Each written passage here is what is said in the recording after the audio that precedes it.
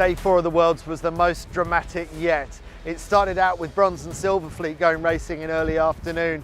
It was already pretty breezy, but then a big black cloud on the horizon arrived pretty quickly, and before we knew it, the race was abandoned and people scrabbling to get ashore as a 40-knot rain squall hit the fleet, and some were blown further out to sea before they were rescued. Everyone accounted for, a few kites exploded, but at least everyone was okay.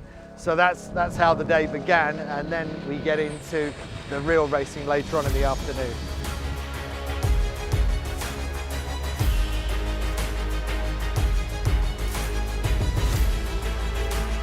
So once the rain squall had passed and the sun came out again, it was time for the Gold Fleet racing.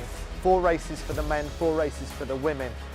Max made it. He had a lot of ground to make up after a bit of a poor day yesterday by his standards, and boy did he do that. The 16-year-old from Singapore, 2 firsts, 2 seconds, and Tony Vodacek also 2 firsts, 2 seconds. So the Slovenian and the Singaporean in a class of their own, going absolute full bore. Max Mader said he hit up to 38 knots of speed today, so really full-on racing like we haven't seen in a long, long time.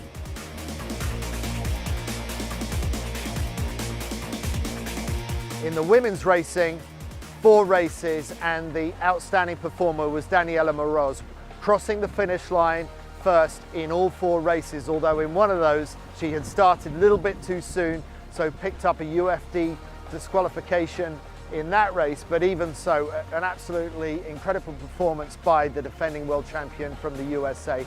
And Lauriane Nolot, the recent European champion, also absolutely top draw, getting a bunch of seconds today. So they were the 2 standout performers, but everyone came ashore with a real buzz in the air. They had had an absolutely barnstorming day, doing incredible speeds on these tiny boards. And we look forward to more tomorrow on Saturday when we get to the end of Gold Fleet racing.